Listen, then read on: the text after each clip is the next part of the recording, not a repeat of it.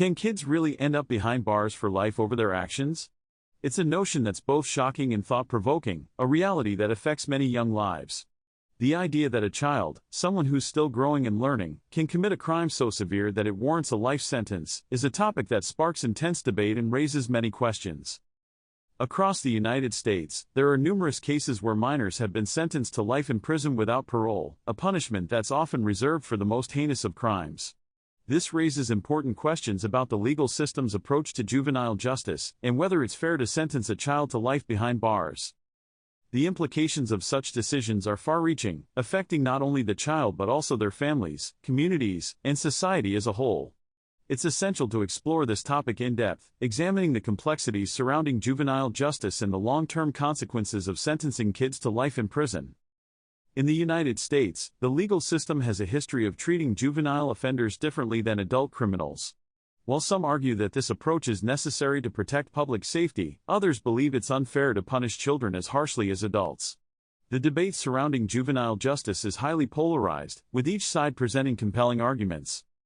According to recent statistics, the United States has one of the highest rates of youth incarceration in the world. Thousands of children are locked up each year, many of whom are sentenced to life without parole. These numbers are staggering, and they raise important questions about the effectiveness of our legal system in addressing youth crime. One of the primary concerns is that many of these children are sentenced to life in prison for crimes they committed as juveniles. This raises questions about their capacity for reform and rehabilitation, and whether a life sentence is truly justifiable for someone who committed a crime as a child. Further complicating the issue is the racial and socioeconomic disparities that exist within the juvenile justice system. Studies have shown that minority youth and those from disadvantaged backgrounds are disproportionately represented on death row and in juvenile facilities. This highlights the need for a more nuanced approach to addressing youth crime, one that takes into account the social and economic factors that often contribute to criminal behavior.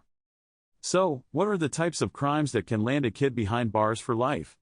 In many cases, it's not just murder or other violent crimes that warrant a life sentence.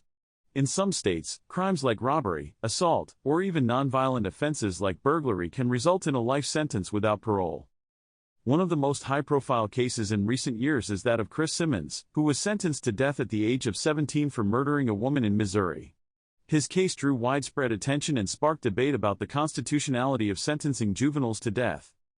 Another case is that of Sarah Cruzan, who was sentenced to life in prison without parole at the age of 17 for killing her pimp in California. Her case highlights the complexities of juvenile justice, as many argued that she was a victim of abuse and trafficking who deserved rehabilitation rather than punishment. In Texas, there have been several cases of minors being sentenced to life in prison for crimes committed as juveniles. One such case is that of Raymond Budd, who was sentenced to life without parole at the age of 16 for participating in a robbery that resulted in a death. These cases illustrate the complexities and nuances of juvenile justice, highlighting the need for a more informed and compassionate approach to addressing youth crime. By examining the legal arguments used in these trials, we can gain a better understanding of the issues at play. One of the primary legal arguments used in these cases is the concept of diminished culpability, which suggests that juveniles are less responsible for their actions due to their age and immaturity. This argument has been used to defend many juvenile offenders, arguing that they deserve more lenient sentences due to their diminished capacity. However, there are also arguments against rehabilitation, with some arguing that certain crimes are so heinous that they warrant harsh punishment, regardless of the offender's age. This perspective emphasizes the need for accountability and retribution, even if it means sentencing a child to life in prison. While these arguments are persuasive, it's essential to consider the long-term consequences of sentencing kids to life in prison. Not only does it affect the child, but it also has a profound impact on their families and communities, perpetuating cycles of violence and trauma. As we reflect on the implications of sentencing kids to life in prison, it's clear that there are no easy answers. However, one thing is certain: we must have a more informed and nuanced approach to addressing youth crime, one that balances accountability with rehabilitation and compassion. In conclusion, the issue of sentencing kids to life in prison is a complex and multifaceted one, with far-reaching implications for our legal system and society as a whole. As we move forward, it's essential that we engage in open and honest discussions about juvenile justice, exploring new approaches that prioritize rehabilitation and compassion. So, what do you think? Should kids be sentenced to life in prison for their crimes, or should we prioritize rehabilitation and second chances?